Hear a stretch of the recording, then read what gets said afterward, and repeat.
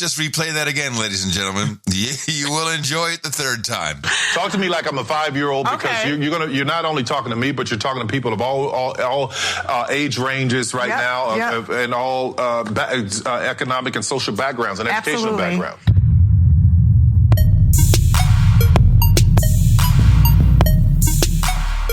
All right, so we back again. We back. Yeah. This, of course, is episode 11 of the ShiftMakers podcast. I am your host, L the Designer, coming at you live from Color Command Creative Studio out here in Atlanta, Georgia. Along co-hosting with me, of course, I'm LaRock. I ain't got no fancy studio name for y'all. Of course, you already know it's LaRock. We got LaRock. That's fancy enough. You heard me? That's all we need. That's all we need. Before we hop into things, bro, how you doing? How you doing this fine? Great. Feeling great this morning. What about you, bro? I'm doing good, bro. I'm doing good. I probably shouldn't have said so I might just delete that shit out because I know I'm not gonna drop it today. But I'm doing pretty good, bro. I'm doing pretty good. I'm sitting up in here learning a little bit more about options trading. Before I say made, I'm gonna say lost. lost a couple $100 over the past week, but made a couple $100 over the past couple hours. So, that's just how shit go. Right. But I'm learning. I'm gonna just say that I'm trying to learn. For sure. But there's ain't nothing wrong with that, dog. Keep yourself educated. Oh, for sure. That's what we like to, that's king behavior. That's what we do over here, bro. That's what we do. You already know. Speaking on some king behavior, well, debatable king behavior. Let's just call it. We gonna speak on a very controversial, popular, let's just say, respectable and yet non-respectable man in the Black community. I think I have a topic for us today, kind of going into Mr. Tyler Perry himself. Okay. And I'm with it. It's not just Mr. Tyler Perry, but kind of doing a full breakdown of how we feel of Mr. Tyler Perry. And by we, I'm meaning just a segment of Black men. How you feel about that? What you think about that? Let's get into it, because we got some things to talk about. Well, the reason I say Black men is I'm more than certain Black women probably have a little bit of a different perspective of Tyler Perry than maybe all Black men do. Do you think so? Most definitely. Why do you feel like that could be the case? In most of his storylines, usually, just to keep it short, the Black man is, antagonized. He's usually the bad guy, whether that's him cheating, lying, he's on the down low. It's just always something, bro. We just always painted in a negative light. And I do feel like that affects the way, people look at us. Especially, those who, often consume his work. Well, damn, that sound like a pretty bad representation, don't you think, bro? Of course. Damn, well, shit. I wonder why Mr. Perry does such a thing. I wonder why too, bro. Well, before we get into that, let's actually rewind a little bit. Let's actually think about certain things that maybe gave Mr. Tyler, well, what should we call him? Mr. Tyler or Mr. Perry? Or let's just call him Tyler Perry. Fuck it. Yeah. Let's just keep it short. Fuck it, simple, bro. Let's just keep it simple, dog. Fuck it, Tyler Perry. What kicked off Tyler Perry's career? Like, what gave this man his rise to fame? Oh, Madea. So you think the Madea role, the Madea it's a role, right? Like what is it at this point? Right. I mean, because I'm trying to think, and growing up, that's all I've ever known him for. So I would have to assume that that's what kind of put him on the map. I think you might be right, bruh. I think you actually might be right about that.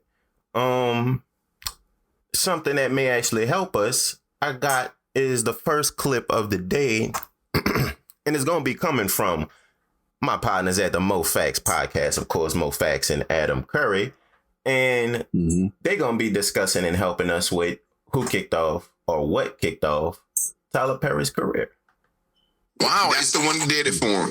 What, Diary of a Mad Black Woman. I'll just go over the quick plot of that movie. It was a black man lawyer. He was supposedly dealing with a drug dealer, and I think they shoot him up, and he gets paralyzed. But before that, he kicks his black wife out the house, has been with him for many years, drags her down the steps, kicks her out, right? And then he moves in his white-like mistress, and Madea.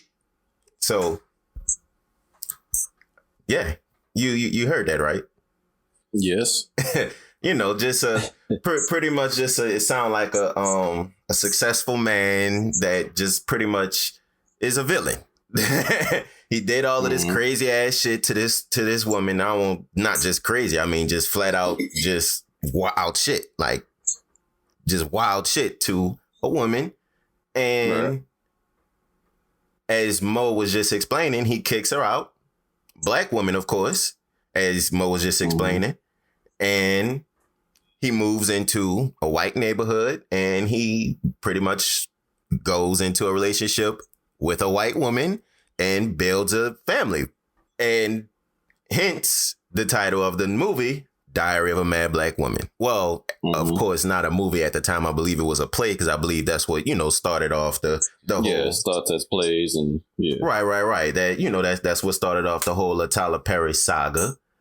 And so he basically got his start in his career from the demonization of a successful black man. Interesting. I mean, it's literally in the script. He wrote it. And I'm going to let Mo continue and finish. And she helps, she helps the black woman get back on her feet. He talking about Madea, by the way. It's like a mentor towards her. And this kicks off Tyler Perry's career. This is how he came into the industry. And it was like, at first I was like, it's a bad look. But, it might be guys out like that. And like Charlamagne said, movie after movie after movie, the black man and the decent black man plays the villain in every daggone movie. Okay. And it's like... In every damn movie. I mean, if you think about it, even like the movies where he trying to write the black man as a good dude, he's still a villain. Like, I think it was the one movie where Tyler Perry actually played the good dude, weirdly enough. Of course, he ain't gonna make himself seem like he shit. Gotta be the Everybody else, though. Derek Jackson vibes. Huh? Yeah. Every other black man that he, of course, gonna give a pedestal to, of course, they gonna be a villain. But when he actually the successful black man in the movie, it's gonna be, he is gonna be the actual turnaround. And I believe you heard of this movie called Good Deeds, right? Yeah, I have. Never saw it. It's actually... So put that out there. But I have heard of it. To be quite honest with you, it's actually one of my... I won't say one. It's probably my personal favorite Tyler Perry movie. And by favorite, I mean like the only one I would actually like watch again. And, I won't say watch again because Tyler Perry got some funny joints. I ain't gonna lie. I ain't gonna hate like that. But it's something I would say, damn, this is like a legit good fucking movie, not just some funny entertaining shit. So, Good Deeds, I'm trying to give you like the whole plot without fucking it up. And I won't give you the whole plot. It's more so Tyler Perry, he sees this borderline homeless woman. She's living out of like a caravan with her daughter, and she's working for Tyler Perry. Tyler Perry is a successful executive, and he sees her in the parking lot one day, basically, and he sees her daughter in a caravan because the mom don't have enough money to for daycare and shit. So she left her daughter there, I believe. And he basically, Tyler Perry sees that and he kind of plays the rescue role in a sense. Okay. And it ends, you know, in a very predictable way. I'm trying to remember because I haven't seen it in years, but I believe it ends more so with Tyler Perry, you know, kind of being in their life now. So that was like the only good, you know, the only good story of a black man that he kind of depicts. And it's really only him playing that role. And it makes you look at him side eye because they're like, damn, bro, what Madea at in this movie? It's actually, I think, one of the only movies where it's no Madea, no, what his name is, Brown, Uncle Brown, Mr. Brown, whatever the fuck his name is. Yeah, none of that shit. So, yeah, it's like a very serious movie in that type of sense. Yeah. With a feel good story, kind of. Yeah. So, I might have to check it out. Yeah, son.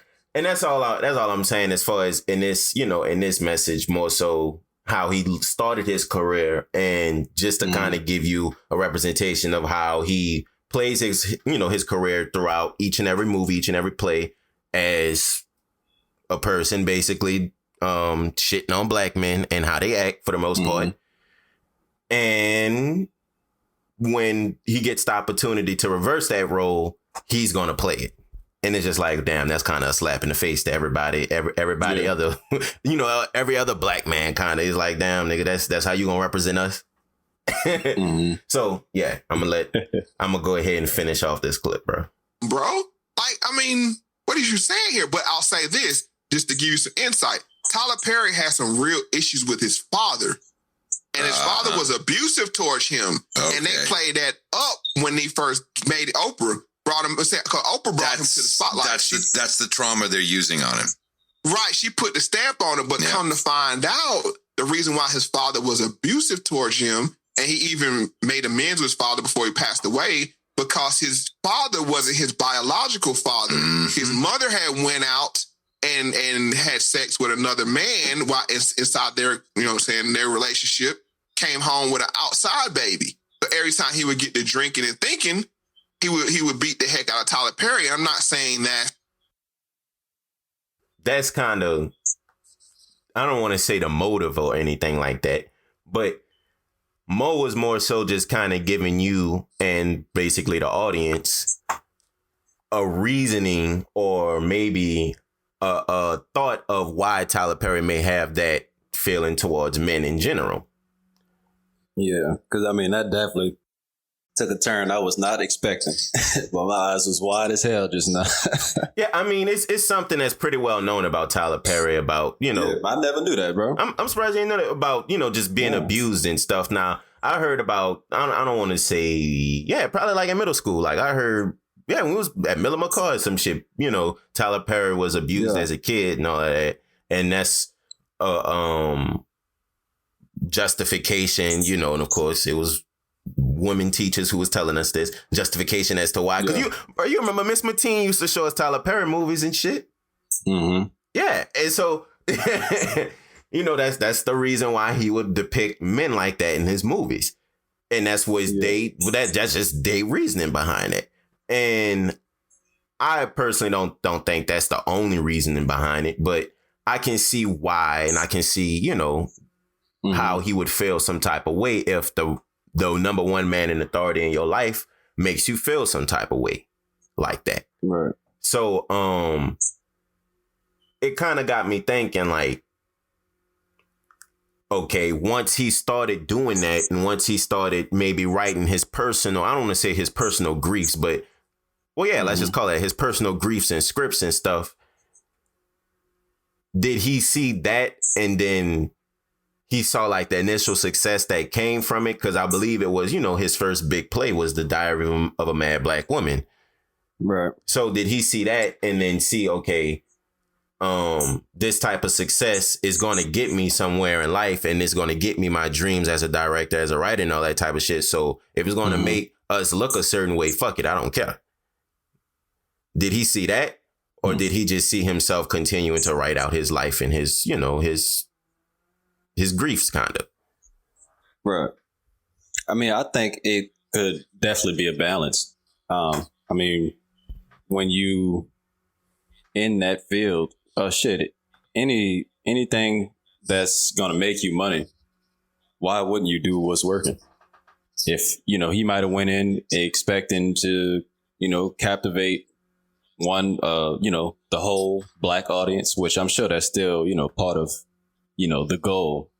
But, he might see that women gravitate more towards certain topics. They may take in different themes more, and he probably ran with it. And, I can't really blame the man for it. I mean, everybody is opportunistic in their own ways, So I think it can definitely be a mix. So my question to you is, what if you see that as becoming a detriment to how people is viewing not just your race, but your role in the race? And by that, of course, I mean just being a black man in the race.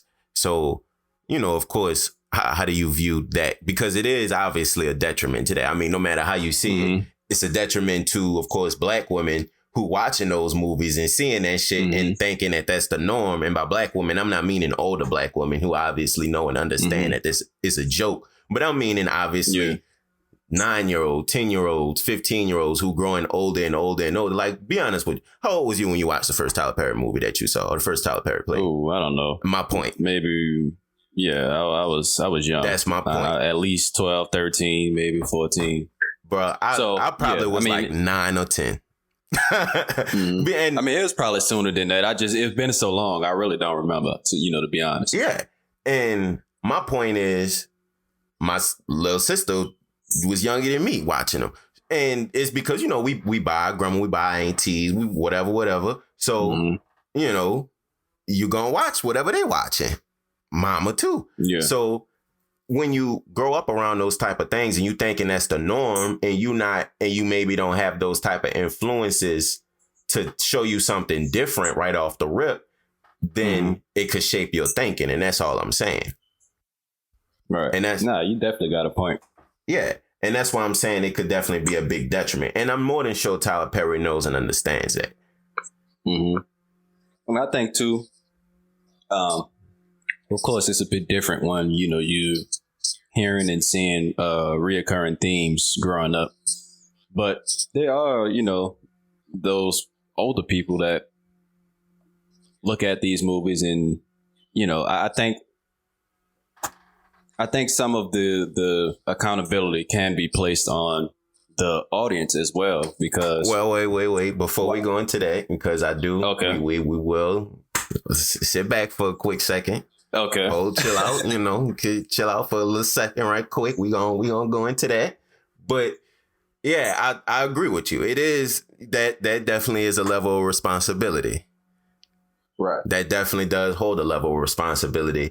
And speaking of responsibility, I'm kind of glad you brought it though, because I'm gonna keep with that topic of responsibility, but kind of shift a little bit, because going back to one of our most recent breakdowns of an individual, of course, we was breaking down LeBron, right?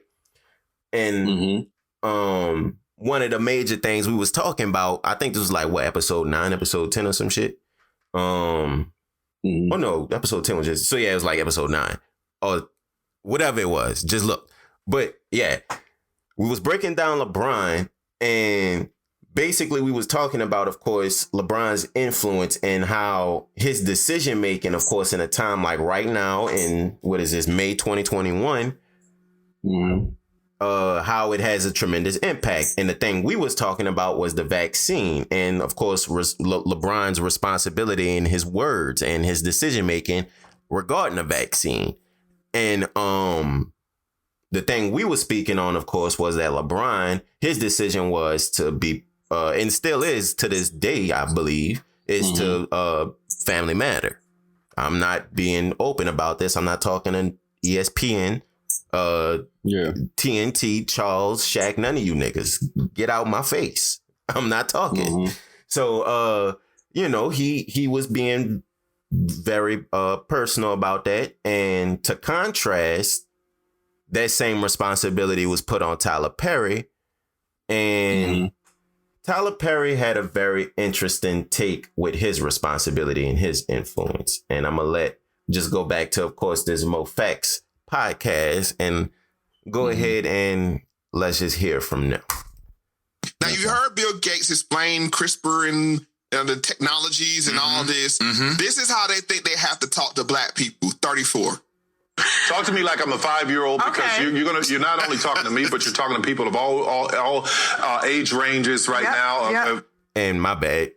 This, of course, this is the man, Tyler Perry himself. He's basically interviewing a doctor to push the vaccines, to push, the vaccines onto people because not enough people is getting them. So he's interviewing a doctor to, explain how safe they are, all of that type of shit. So this is the man, Tyler Perry himself. And you heard what he was basically saying. Talk to me like I'm a 5-year-old because my audience won't understand this shit. So. Talk to me like I'm a 5-year-old because you're not only talking to me, but you're talking to people of all age ranges right now and all economic and social backgrounds and educational backgrounds. Black people. Wow. Thank you. Wow. Oh, my Lord. That's Adam Curry, by the way. Let's just replay that again, ladies and gentlemen. You will enjoy it the third time. Talk to me like I'm a 5-year-old because you're not only talking to me, but you're talking to people of all age ranges right now and all economic and social backgrounds and educational backgrounds. And so I think the first thing to know is the difference between DNA and RNA. Right. So I like to think of it as DNA is like your blueprint for your house, right? And RNA. And just notice her dialect, how she started very proper and she said, oh, DNA is like your blueprint for your house. So just notice those subtle things. Remember going back to episode 1, how we was talking about dialect and how these people try to influence and brainwash people, with dialect. So keep that in mind. Contractor that kind of gives information about what to do so that the blueprint comes out okay. And so what happened is they mapped out what the virus looks like and found out that there are these specific proteins in the virus, one of which is called a spike protein. And I call the spike protein the gangster spike protein because that little gangster spike protein, that's the one that gets in your cell and makes you sick. Oh, hell no. And so this is what the technology did. This is so dope. So what they did was they said, what if we made a vaccine that was just an mRNA coding only for that little gangster spike protein? And what if we could introduce that into your body, right? And then have your body develop an immune response that then remembers and recognizes it when it actually gets the virus, right? And so the way that it works is I kind of like to think of it as your friends and your homies in your neighborhood, right? So you get this mRNA vaccine, right? It's wrapped up in this little lipid layer that gets it into your cell. Once it gets into your cell, this vaccine, it's the contractor. So it tells the cell, we're going to make these spikes. You start making the spikes, right? But then your body goes, whoa, wait a minute. This is not supposed to be here. Let me call security. Let me call in, all my people. And that is your immune. All right. I just got to pause it. It's so there's supposed to be a doctor, right? And right before on this podcast, right before this, they was talking about how Bill Gates and his doctors was explaining the vaccine to his audience. And it was very proper, very pristine. And here we go, another billionaire, Tyler Perry. Of course, ain't got Bill Gates money, but of course, explaining with another doctor, the vaccine. And this woman, this professional is explaining to his audience, talking about some damn gangsters, talking about, hey, I got the vaccine gonna get his people, talking about, we gonna be all up in there, talking about, I'm like, son, come on, dog. Come on, son. Wow. If I'm in a hospital, I don't want no doctor talking to me like this, dog. Like, what the, this so disrespectful, son. It's just so disrespectful. Yeah, it was overkill, honestly. She was doing too much. But again, this is how they view us. And by they, I'm bringing it back to Tyler Perry. This is how he think this is what his guests want. This is what his guests see. Mind you, again, the vaccine is supposed to be something very, very serious, right? I'm certain, if you're gonna put something in your body, it's very serious. So you're gonna bring somebody on to talk about this shit in that type of way. And then 2, when you're talking about it, nobody's even going to pay attention to all of the important shit that you're talking about, talking about lipids and ribosomes and all of this shit. Nobody going to even pay attention to that because they so caught up in why the fuck is this lady talking to me like this? You know what's funny? The fact that First of all, I feel like, and this was an interview, it was on TV or what? Yeah, I believe it was on TV. It was like an interview, like, like how they, do little interviews and shit. Yeah. So, I mean, off the jump, what stands out to me is, how he says, think about his audience. Talk to me like I'm a 5-year-old. Yeah. And even then, the audience, the way the doctor was talking, the audience that she was, attempting to speak to wouldn't even be watching that on TV. So, like, even with them trying to, I guess ponder, to that audience, they weren't even talking to the right audience. So, it just made them look even more stupid, in my opinion. And because the people who would be saying it is lit, worrying about gangsters, which, all that shit it all sounds stupid. But would be. Let me cut you off right quick. Mind you, the people that you talking about who's saying it is a very, very small portion of the black, the black audience, but they making it seem like it's all of us. It's like out of 100%, it's only like 15%. If that, if 15, really like 12. But go ahead, carry on. My bad. Yeah, I mean, it's just funny how much they missed the mark on this. From him talking about, talk to me like I'm a 5-year-old, to her trying to use slang and trying to make, the science of it more relatable to, a more street audience. And like you said, they kind of just put that umbrella over the entire black community, or at least his black audience. And it is just stupid all around. And to be honest with you, bro, I know way too many street niggas to be disrespecting them by calling this a street audience shit.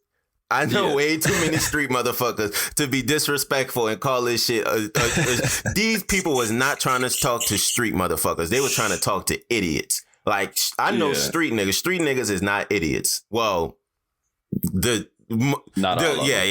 just say that. most street niggas ain't idiots. If you're in the streets, you can't be a fucking idiot. So all I'm saying is, they thinking they gonna be talking to a street audience, but they more so talking to fucking idiots. And my main point is, like, the only people who gonna find this interesting and useful, and it's just like, come on, bro.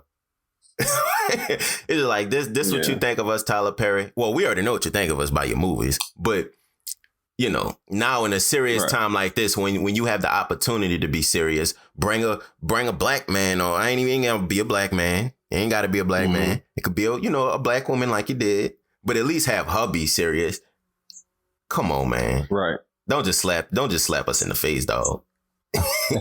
But I digress. Yeah, he just ticking off those boxes right now, bro. There we go. And I'm gonna go ahead and finish the clip off right quick. So you have these cells called macrophages. They come in to swoop up the cell, but not before your body sends a message to some of these immune cells, like your T cells and your B cells, to create that memory so that when you see this virus come after you later, then you know what to do. So I kind of think of it like, when something happens later, you already got the vaccine and you have these antibodies waiting for something to pop off, and you got the T cells looking around to see what's happening. Then you get hit with COVID, right? But the T cells remember now. They have some memory, right? So they're going to sit back in the cut and be like, that is not what I'm thinking. And then the antibodies been waiting. I was waiting for that part.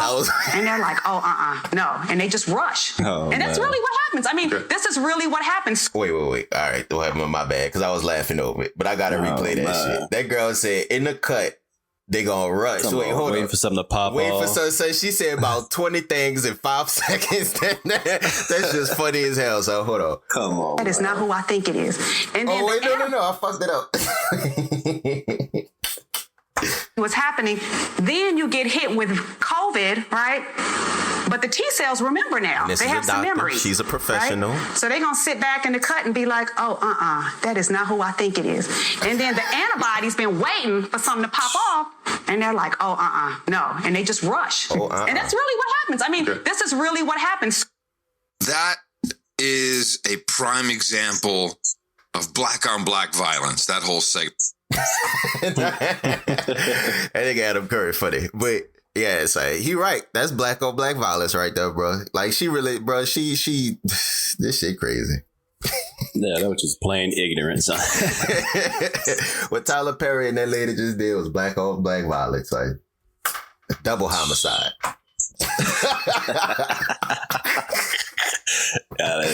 I ain't gonna even say nothing, bro. Both of them. Both of them. Let me see, sir. Bro, this little, yeah. I don't know, bro. This, I don't even know what to say, bro. Literally lost for words, because I just can't believe they would even go there. Yeah, bro. Why would you think, and again, I can, try to see both sides, and I can see how they would try to make the science of it make more sense, and, make it to where you can paint the picture in your head. But, don't cast that over the entire black community, because, that just feeds stereotypes, and it's just a domino effect from there. That's true. Right. And my main thing is, how we gonna complain about the shit Jerry Springer be doing, the shit Maury, whatever this nigga name is, and all of these people who just basically exploit black community, the very small percentage of ignorant black people, the very, very, very small percentage of us that's like that. Oh, now let me say, Uncle Jerry, I can't go too much on him, because I done seen, I feel like an equal amount of, people from the other side as well. Oh, no. Yeah. I'm same thing with Murray. All of them yeah. Motherfuckers exploit. This free smoke with them. It's free smoke. It's free smoke with them niggas. Them niggas, they exploit you if you're white. They exploit you if you're black. Them niggas will exploit anybody, fam. They don't care. Hey, bro. This is a side note, but I did not know this nigga Jerry Springer had a damn judge show. This man does it all. Oh yeah. This man literally sit up there with a gavel, son. I couldn't believe it. I could not believe my eyes. We ain't gonna talk let's about continue it. On topic. We ain't gonna talk about it. But Jerry Springer might be the white Master P. Facts. Nigga ain't said that. Hey, change the game. I'm gonna let y'all sit down and think about it. But me, yeah, let them marinate on it. But me, I'm out. But me, I'm out. But yeah, it's like. And y'all already know, just like Master P and Jerry Springer need their loyal audience for that support, that's exactly what we need at the ShiftMakers. So, I mean, of course, if you want to support us, you can do that in a few different ways. You can definitely do that by listening all the way through. That is extremely helpful to us. Of course, you can just leave some comments, leave a review, just going about the business of leaving some feedback, leaving us some messages. That is extremely helpful to us, and that can be done, of course, at info@crewclothing.com. Again, that is info@KRUEclothing.com. And last but certainly not least, y'all already know we accepting them donations. So if you want to go about the business of leaving a donation, just click the show notes, click the episode notes, click the details, and you can go about the business just leaving a donation via our PayPal or our Venmo link. And we have both of those linked again in the show notes in detail. So whatever value you get from the show, just consider leaving that value back. It can be, of course, big or small. We definitely do not discriminate. And as y'all already know, we are presented by Crew Clothing. Again, KRUE Clothing. Kings remain unified eternally. And they actually have a spring and summer 2021 set that they about to drop soon, you hear me? So go get that soon. I mean, it's about to be coming pretty much within the next 3 to 4 weeks. So be on the lookout for that. Be on the lookout for that. They got some really, really, really nice drops coming up. And I mean, we live from Color Command Creative Studios. So if you or anybody that you know need to raise their brand value, if they have a startup or a company, just go about the business of looking at the show notes, looking at the details, and connecting with Color Command Creative Studio. And with all of that being said, thank you for your support. Now back to the show.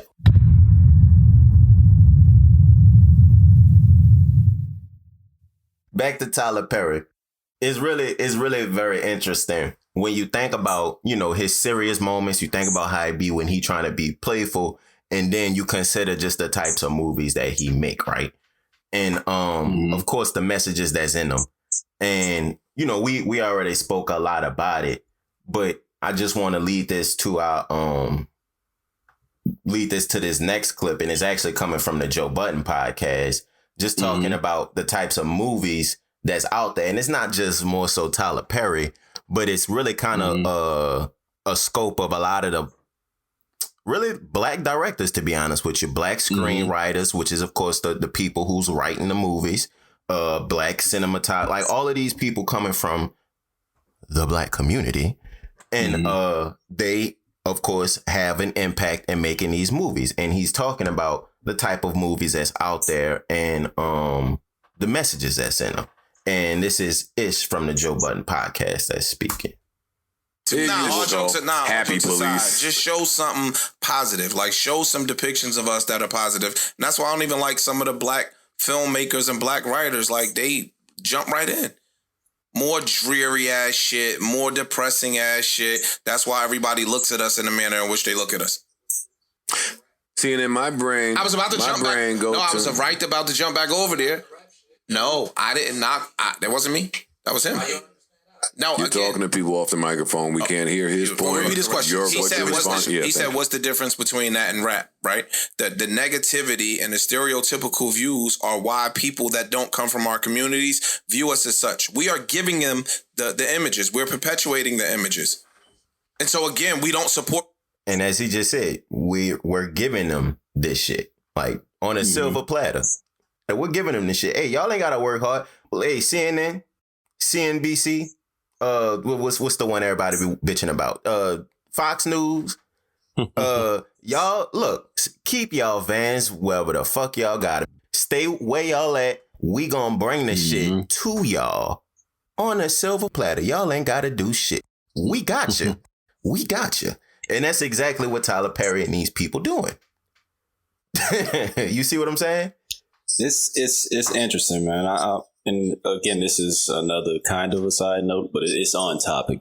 I recently came across this video on YouTube, and it was a guy breaking down. I'm sure you've heard of King Bach, King Batch. However you say the nigga name. Oh yeah, you talking about Vine dude from Vine? Yeah.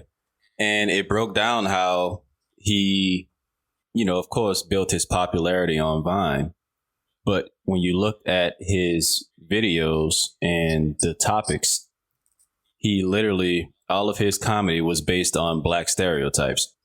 So it's just yet, it was another form of someone profiting off of, just the black community and black stereotypes. And it's a much smaller scale, but it can be compared to, kind of how Tyler Perry, takes advantage of these storylines. And, it's just something that just crossed my mind. It's interesting. It's an interesting dynamic. And you absolutely right about that shit. And this is why I'm saying, actually think about this, right?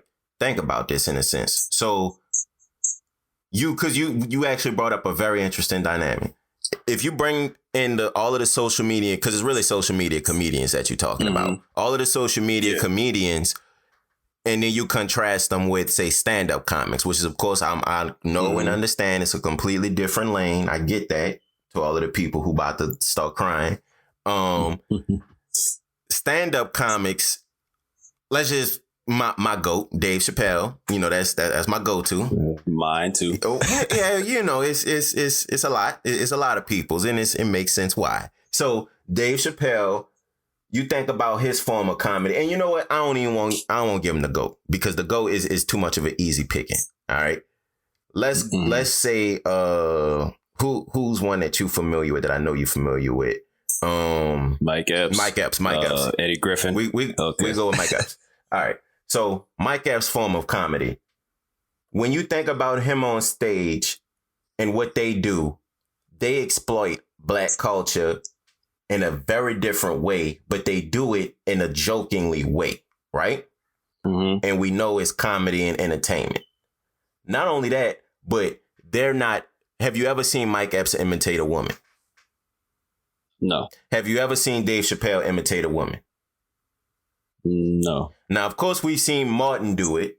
We've seen Martin do it. Jamie Foxx. We've seen Jamie Foxx do it. But however,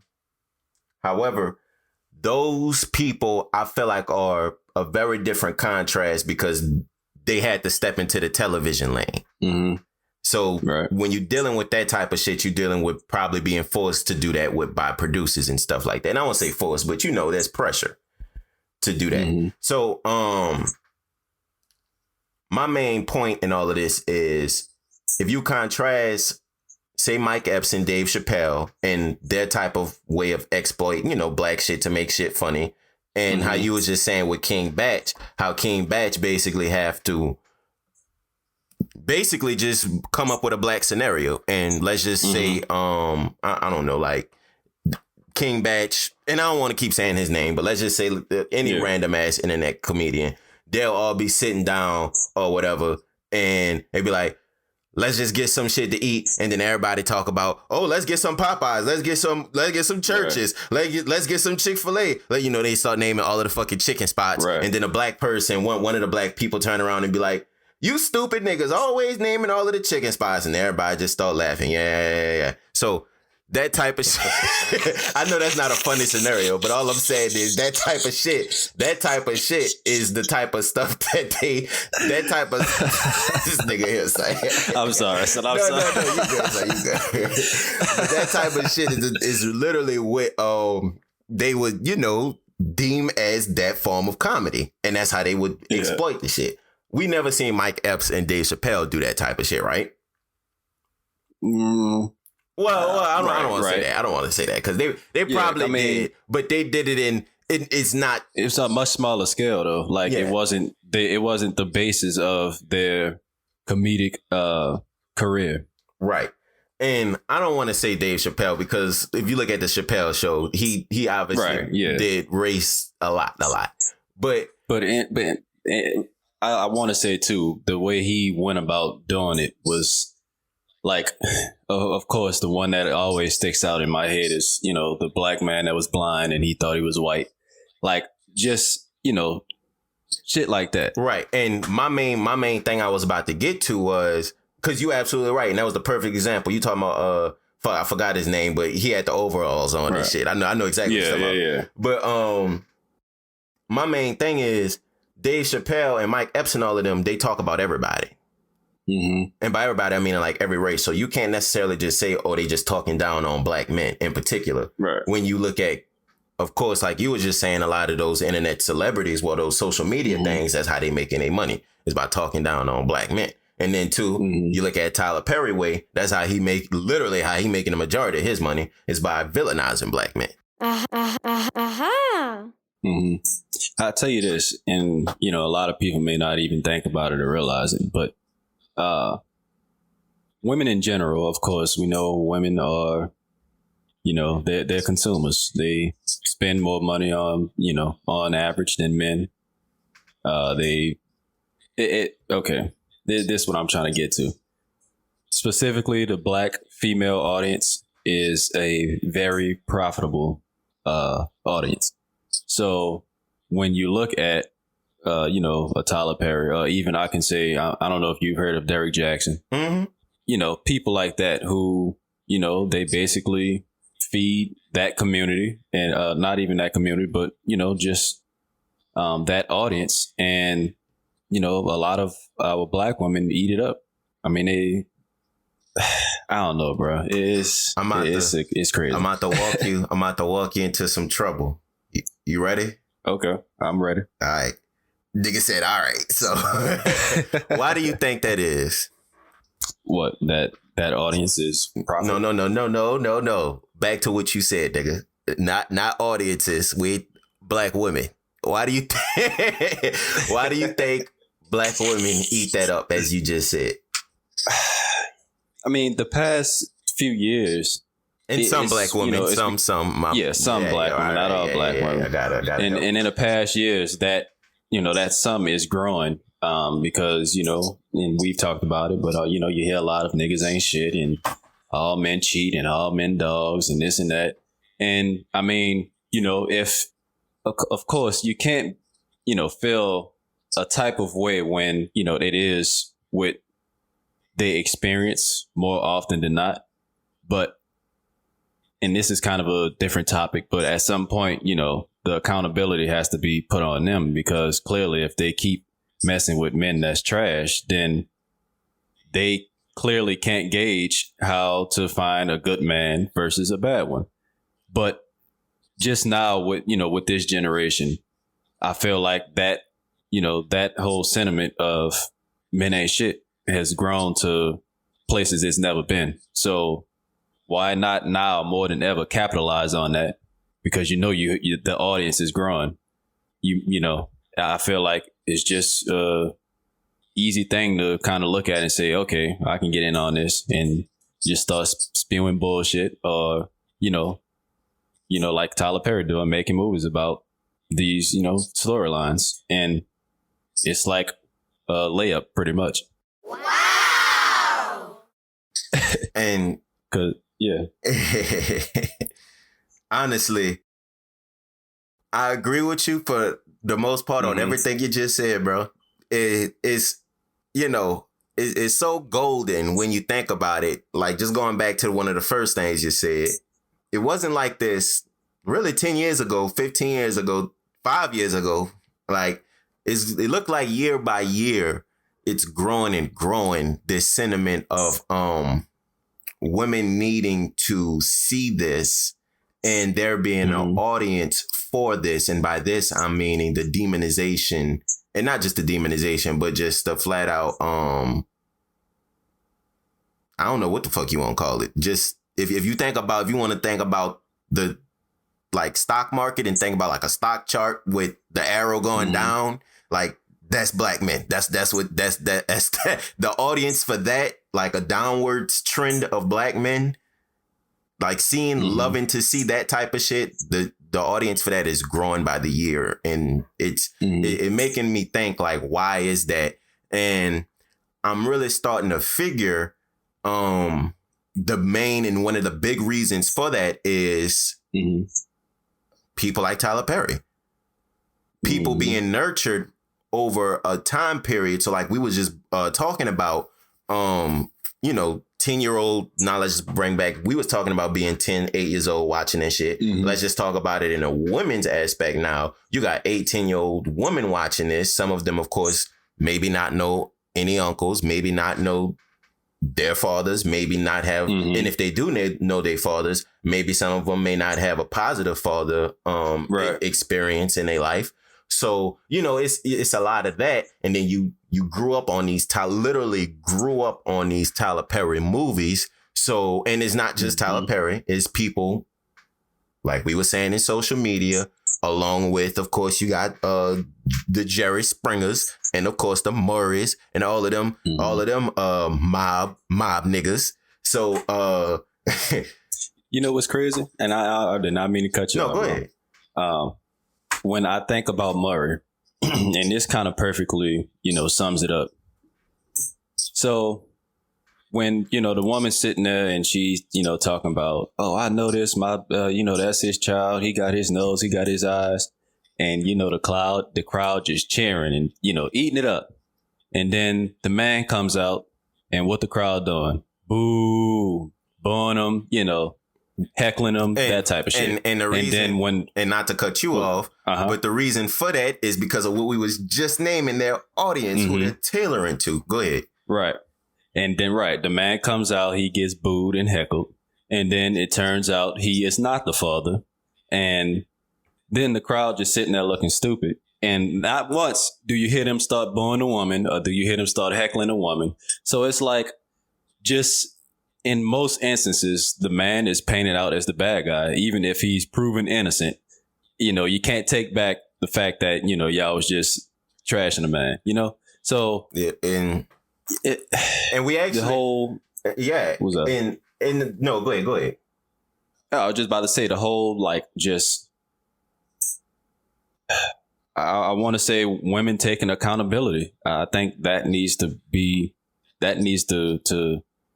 increase, because again, you know, like I said, they can't necessarily, I can't be mad when, you know, that's what they experience more often than not, you know, talking about, you know, men cheating or this and that. But again, like I said before, I mean, to me, that just points to the fact that you can't decipher a good man from, somebody who's trash. You're right. So how much of it y'all going to just keep placing on us? It can't be our fault 100% of the time. And my main thing is, and this is, of course, you got two niggas talking about this, so it may come across a certain way, but I don't give a fuck. My main thing is, if you trying to hold somebody else accountable, and by you, I'm talking about the person who's pointing a finger in this situation, whoever, men or women, who's pointing a finger in this situation. If you're trying to hold somebody else accountable, you have to literally think, okay, if I'm in a relationship with this person, I agree to the shit too. I seen this person as something too. Or if even ain't got to be no relationship. If I'm talking to this person, if I'm fucking with this person, if I'm whatever, I seen this. So I agreed to this shit too. Nobody literally thinks it's always, of course, finger pointing and all of that type of shit. But it's always, if you agree to it, so that's your value. Right. You stoop to that. If you feel like that person ain't shit, you stoop to that level then. So what that make you? And that's my point in all of this. And when we say, women got to take accountability when it comes, and this is specifically when it comes to being an audience for this type of bullshit, because honestly, when you think about it, the audience for the ghetto black woman or the ghetto woman or the what's the parallel to what they try and paint men as. Mm-hmm. But whatever that parallel on the women's side of things, the audience for that is very, very small. Right. Well, so I'll say this. With the growing community of them, of just the men ain't shit movement, I'm going to call it that. There is a movement on the other side, and a lot of people refer to it as the manosphere, quote unquote. But really, most people know it as red pill content. And really what it is, most of these red pill content creators, they speak on female nature, which, that's something we kind of spoke about on a previous episode where, I was saying how women are hypergamous and, this and that. But also, and this is some, of course, remember this whole conversation, we talking about some, not everybody, Right, All right, so, don't look. I'm a dip my toe in the water. Most of women are hypergamous. Man, look, I'm following Jesus. I'm walking above water here, man. I'm walking on water. Fuck dipping my toe, nigga. Fuck it, I'm gonna say it. Most women are hypergamous. But anyway, I'm following Jesus, nigga. This rise in the red pill content, more often than not, it's more about focusing on yourself as a man and focusing on self-improvement. And of course, they're only going to see, the extremes. That's usually what goes viral, extreme, just rhetoric and those type of things. But when you really look at it, and, I can even look at, our brand, Crew Clothing. I mean, we preach self-improvement. That's an alpha mindset. That's a red pill mindset. You want to be working on yourself. And of course, like we've said before, what comes with that is women who are looking for, the best option possible. Now, with this audience growing, of course, you get the dialogue between the manosphere and the men ain't shit movement. And it always makes for interesting conversations.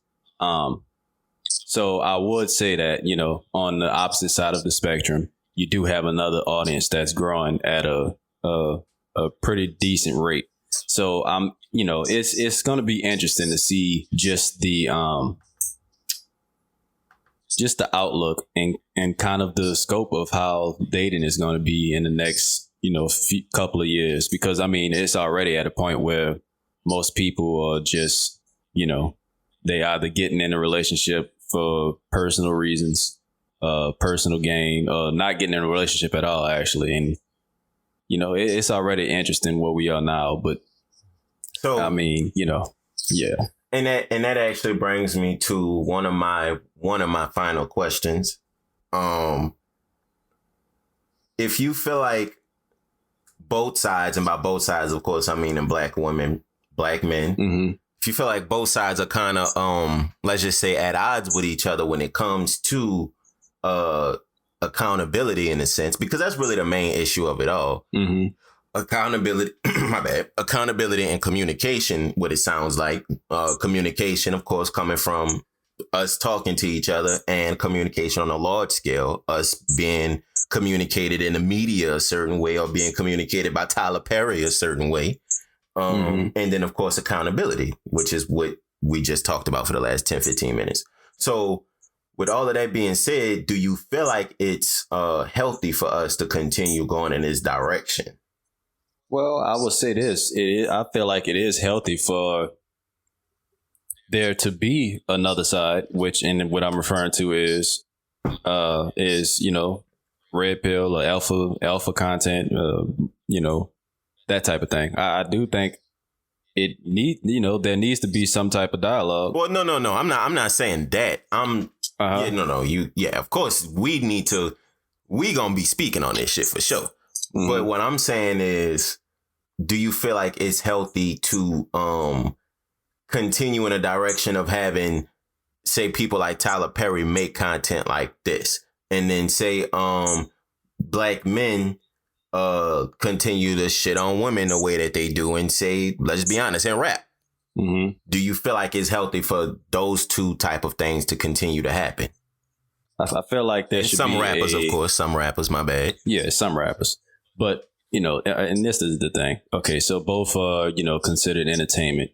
But obviously, you know, with film and, you know, movies, you get, you know, more serious topics and depictions from, you know, let's say rap music, which is really, you know, like I said, they're both entertainment, but on the music side, and I don't want to sound like a hypocrite, because I honestly, I can't really say that I see too much wrong with music, with, you know, our music, because, you know, most of the music we listen to is, you know, for fun. Like, we listening to it at parties and at clubs. It's just, you know, fun music, feel good music. Boy, you're a whole hypocrite.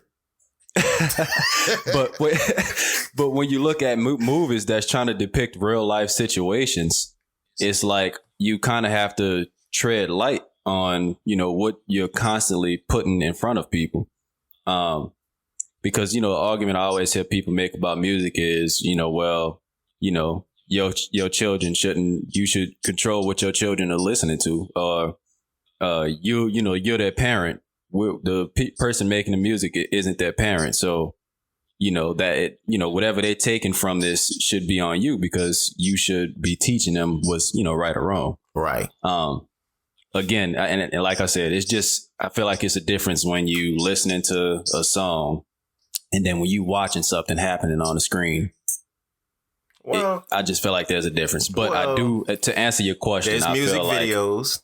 Well, yeah, there's music videos. And I mean, and this is kind of too where, you know, I can look at the music side and have a different opinion, is most rappers, of course not all, some people lie in their raps and this and that, but most rappers, you know, rap about what they lived through, what they grew up in. Most of them lie. Most of them are lying, but, you know, some of them actually, you know, when they do certain themes in their videos, it's, you know, something that they've probably gone through, and they expressing that. And again, like we talked about earlier with, you know, you saying how Tyler Perry grew up with, you know, the things with his father, his, you know, non-biological father, and these type of things. But I just feel like movies, okay, a song lasts for 4 minutes.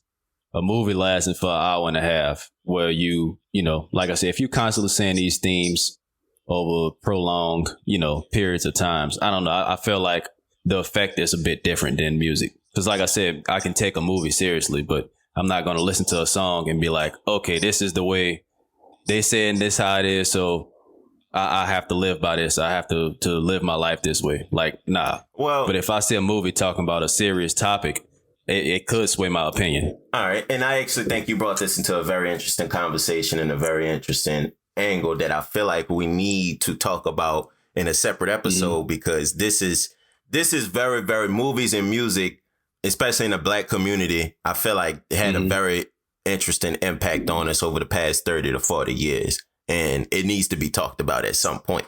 But what I will do is just slightly tell you my perspective on this. So I do personally feel like they both have a very even impact regarding what they can do negatively and positively. But we're talking about, of course, the negative impact right now. So just to bring back to music, of course, we're not talking about one song compared to one movie. The reason being is movies, of course, is 3 hours long. One song's at the most nowadays, at the most is 3 minutes. So 3 hours, 3 minutes, right? You're not only going to listen to one song. You're going to likely listen to 10 to 15 songs in a sitting or per day, likely. Out of those 10 to 15 songs, let's just be honest, 7, this is me being personal. I'm not talking about you. I ain't talking about whoever. I'm talking about me. Right. So I know personally, out of the 7 to 15 songs I may listen to in a setting, half of them, let's just say 50%, may not have the best message in them. And by message, I mean, like, if L was to go about the business and live out what they saying in those lyrics. Do you see what I'm saying? But I fucks with the shit because it's just what I listen to when I'm being productive at some points. That can be an impact, be impactful to you if you young, for one. And then 2, if you constantly listen to it time and time again. Like, I know for a fact the reason why I curse like I do is because I've been listening to rap since I was maybe 5. So, I mean, because I'm just being honest, like, I wasn't listening to none of the shit I'm saying from watching movies for the most part, or watching TV for the most part, because I didn't watch movies and TV like that as a kid. But what I did do was listen to music. Man, you curse like how you curse because we went to Miller McCall. Let's just keep it a bit. Nigga, I was cursing like this since I was in the 2nd grade, nigga. no lie though. Look, I'll say this. You know, looking at it on a long-term scale, I can definitely see how music can have an effect. I mean, hell, I could look at today and like just look at, you know, some of my little cousins that love, you know, NBA Youngboy, just younger, you know, Black kids now that love, you know, NBA Youngboy, and I'm gonna just speak on, you know, kids in Louisiana, you know, Baton Rouge, New Orleans, that type of shit that listen to, you know, Fredo Bang and just, you know, just the Baton Rouge scene, and you know how violent, you know, the music scene is for in Baton Rouge. Right. But, you know, when I was speaking on more of a short term thing. And also too, I wasn't considering, you know, the whole kid aspect. I know I did bring that up, but you know, looking at, here's what I'll say. Most of the artists that are, you know, that kind of rap these themes that, you know, that's, you know, a negative light. Most of them are rappers who we don't take serious outside of their music. Like if they were talking about a serious topic, we probably not gonna you know, really absorb what they're saying because, you know, they just sound a certain way and what's being said just it doesn't make sense. Whereas, and that's not most, you know, I mean, that's not all of them, but, you know, I feel like more often than not, like I said, outside of their music, we're not taking what they're saying serious. We're not even taking, you know, what they're saying in their music that serious, but because like I said, we listen to it when we moving around, when we working out. Right. Like I said, it's something to make you feel good when you're in the club, you know, right? When you're on a road trip, anything. Whereas with most movie directors, of course, that's a much harder field. A much harder field to get into. And most people who's, you know, writing movies, they're trying to, they're specifically trying to relay a certain message in their movie, from the camera work to the script to, of course, in music, you, like I said, you trying to portray a message, or you trying to, what's the word? You trying to paint a picture, right? With your music. But I don't know. Like I said, I just feel like the level of seriousness between the themes is just, I feel like it's a difference when you look at a movie and when you listen to a song. I'm actually glad you mentioned that. So my perspective on that is, when it comes to movies and filmmaking, you can literally correlate that to what you were saying with the social media comedians. You said that, you need a large budget and you need to be this and do that in order to make that type of visual content. But that's really not the case. When you look at YouTube, YouTube been around for a long ass time. Now they got people, literally entertaining off of YouTube now, and been doing it for almost 10 years now. Right. Movies, same thing. Social media, same thing. And of course, movies, that is a much larger budget.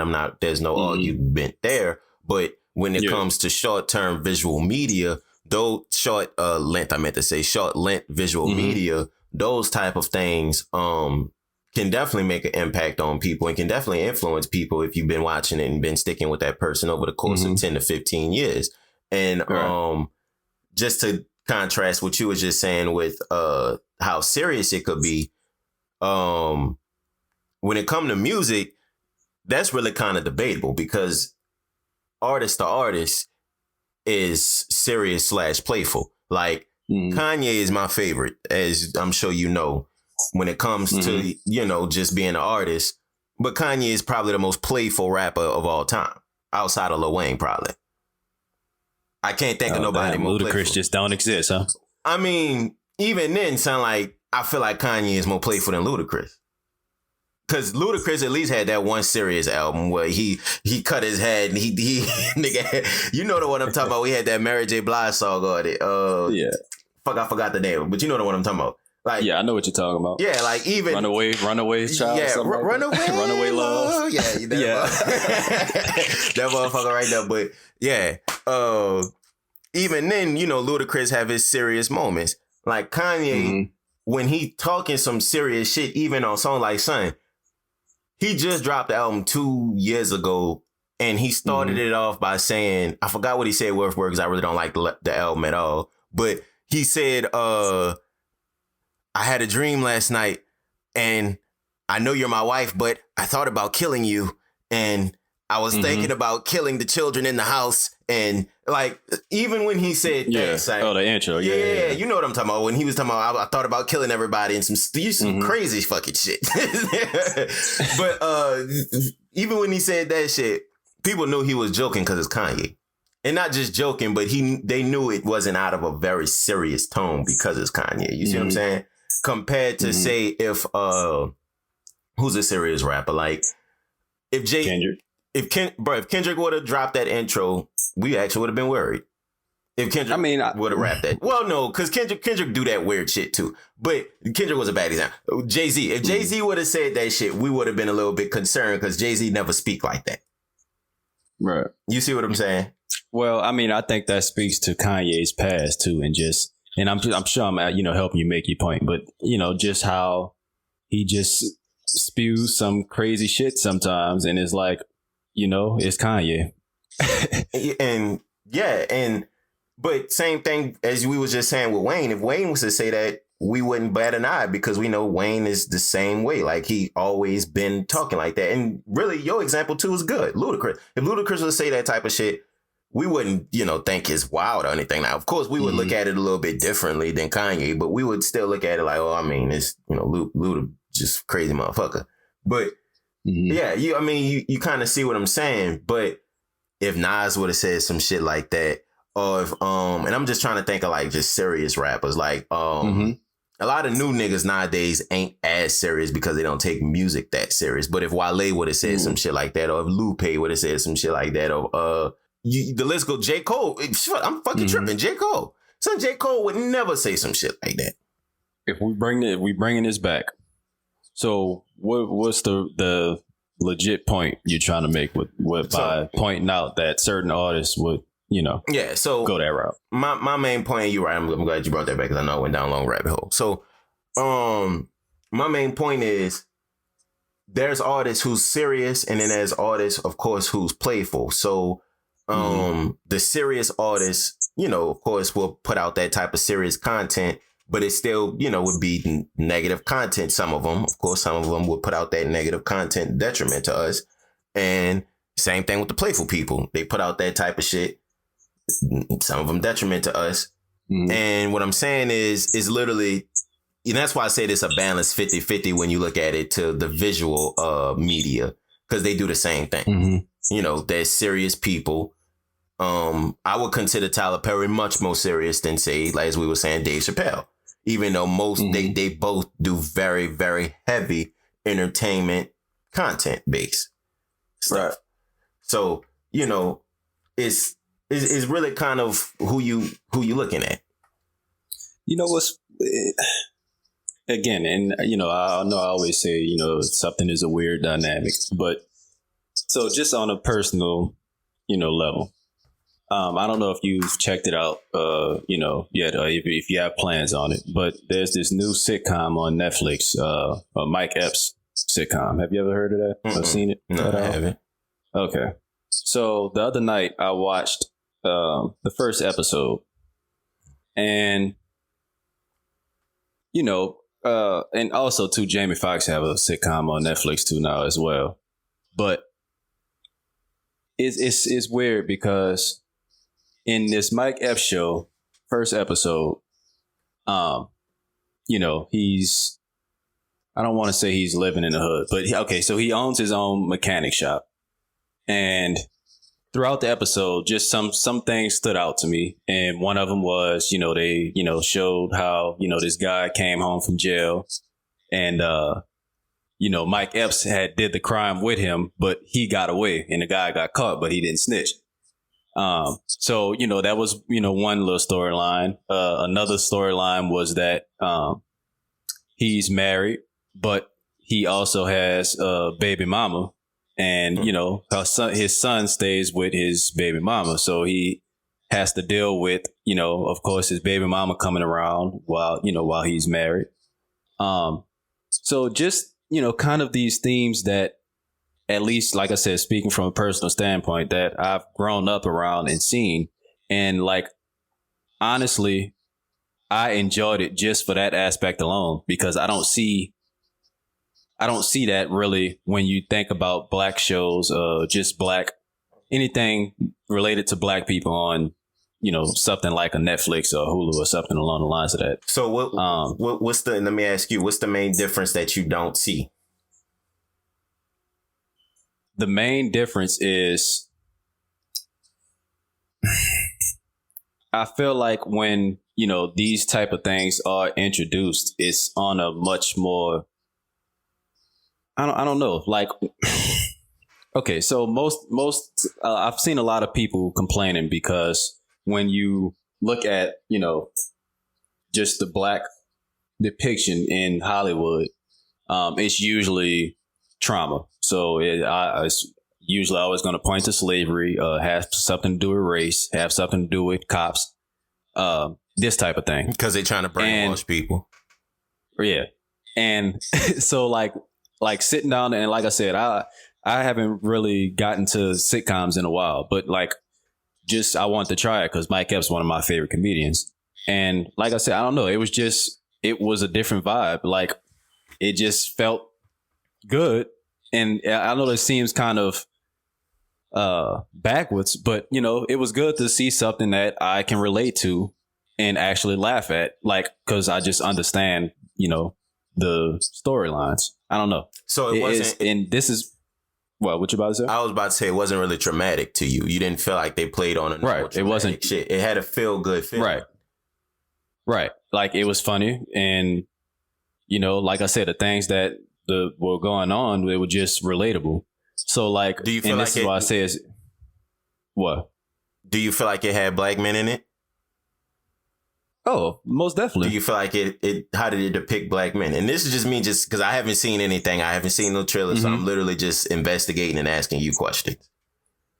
I mean, even the dude that came home from jail, I mean, that would probably be the only person. And even then, they haven't even painted him in this negative light yet. He just asked for a job since Mike Epps was the one who left him hanging, you know, when the man got arrested. Right. So he kind of asked for a job. So, you know, I'm kind of looking at him sideways because, you know, most niggas, they get out and they want to retaliate.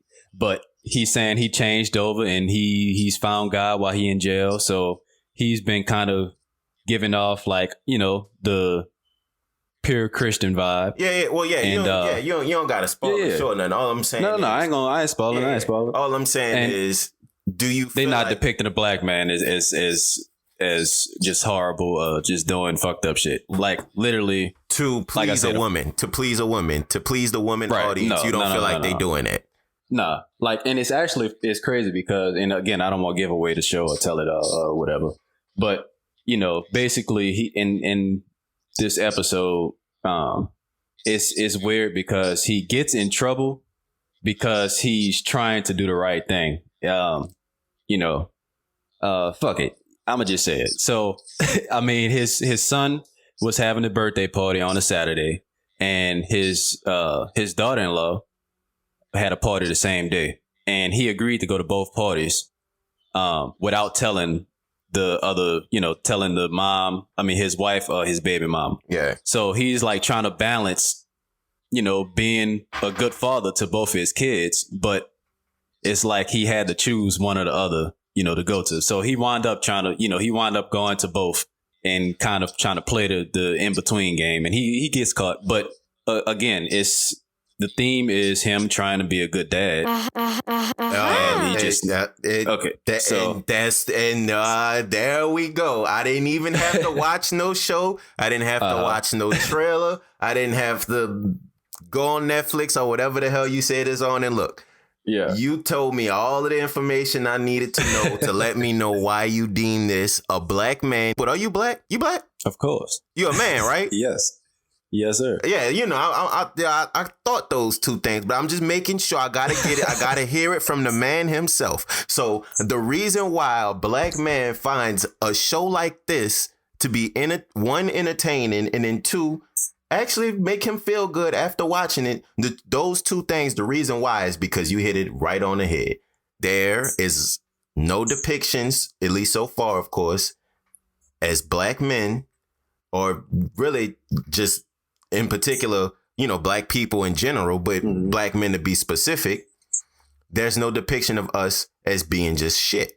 We actually have a depiction as being a success or being, you know, just in a normal sense. You ain't even that's all we asking for, just to not be demonized. Just let us be normal, son. Right, nigga. Just let us be normal on screen, my nigga. Just let us go to the fridge and grab something out the fridge and cook some shit. You see what I'm saying? It's like we can't even do that without having to, you know, be traumatized. Real talk. That's all we ask for. Bro, even the Jamie Foxx one I was speaking on. I mean, in that show, he's literally, it's called Dad Don't Embarrass Me. And I mean, it's literally him taking care of his daughter and just the dynamic of being a father, being a normal father. Right. Was he a billionaire?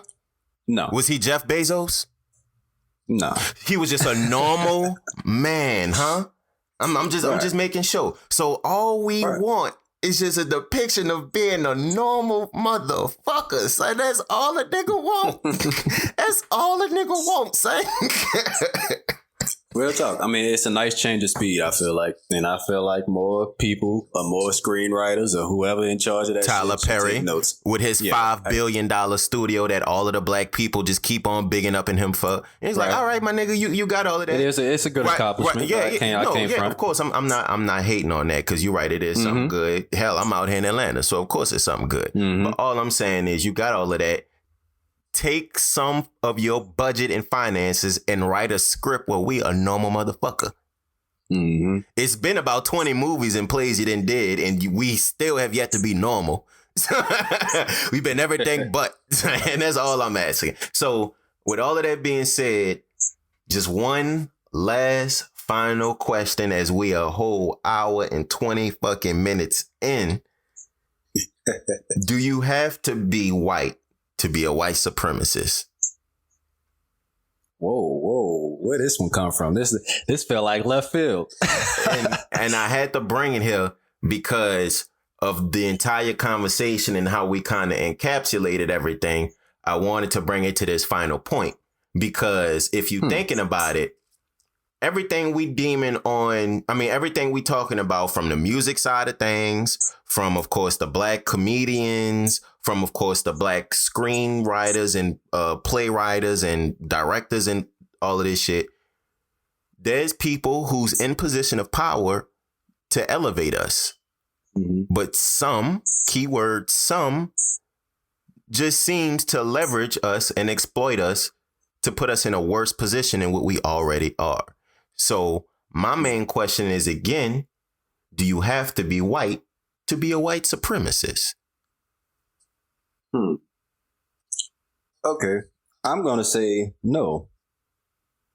And the reason why is because, if I'm not mistaken, the definition is basically believing that, the white race is the superior race. Yep.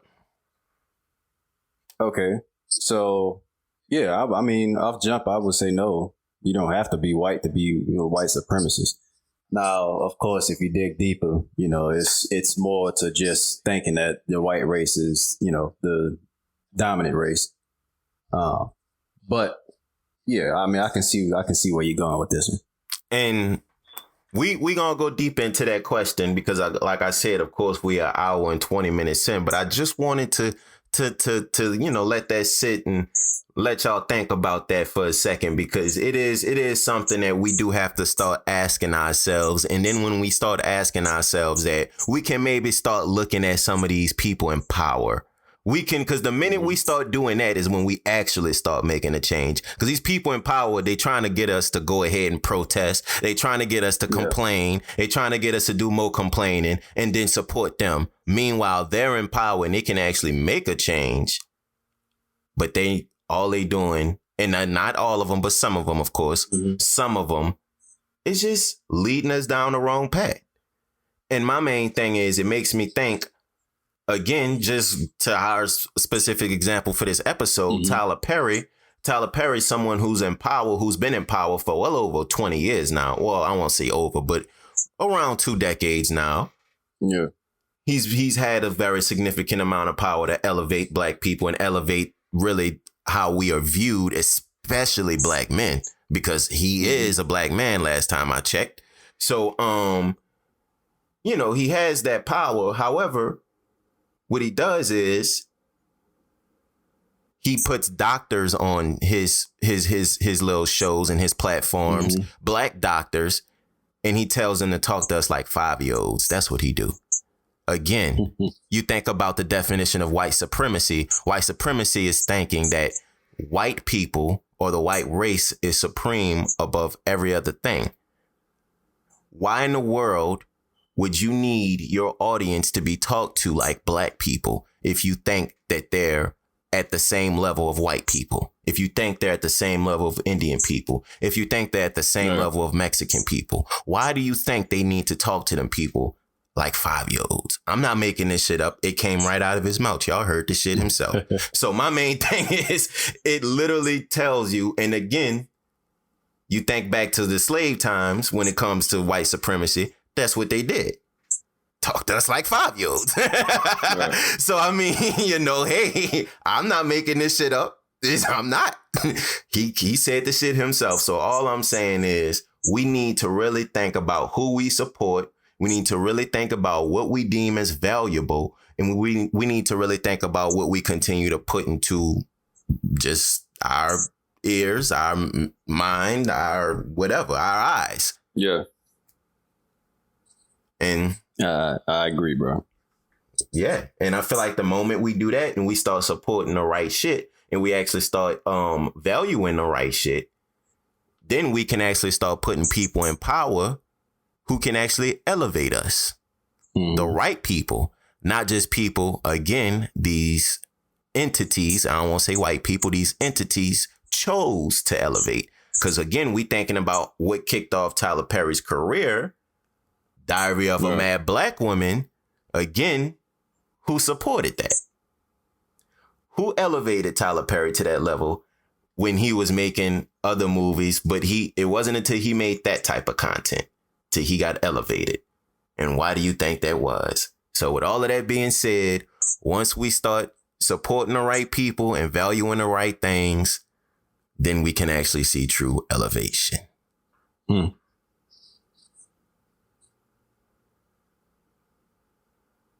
Nigga said,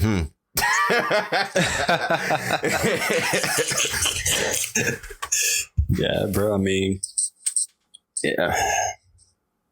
Life is very interesting, bro. It's always something. I can say that much. It's definitely always something. And to be quite honest with you, bro, life only hits you out of nowhere when you let it hit you.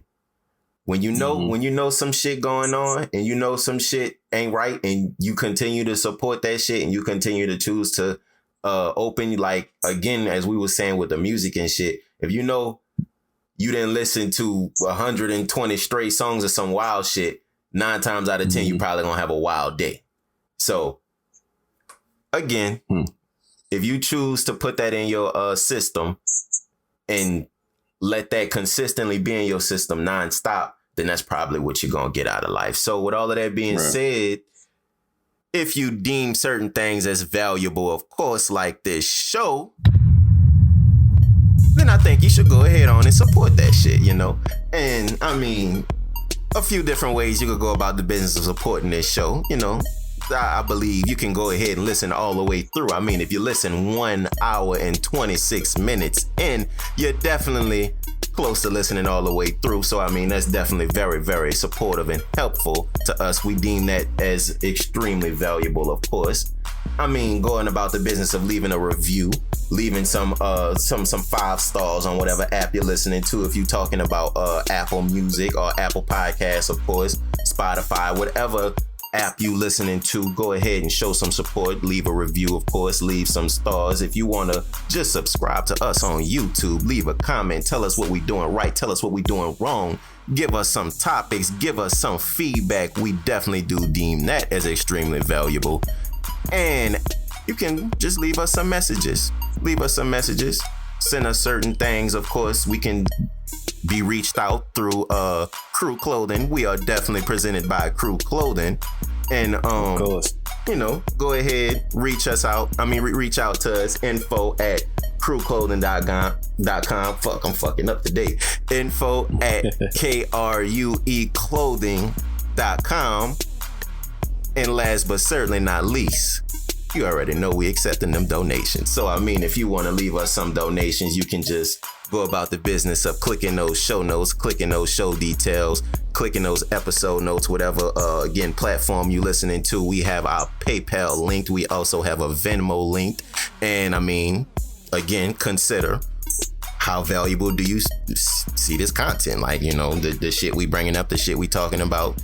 If you see it as valuable, just send us some value back. However that amount is, just send us it back. So, again, we presented by Crew Clothing, KRUE Clothing. I am L the Designer. I'm LaRock. And this is episode 11 of the ShiftMakers podcast.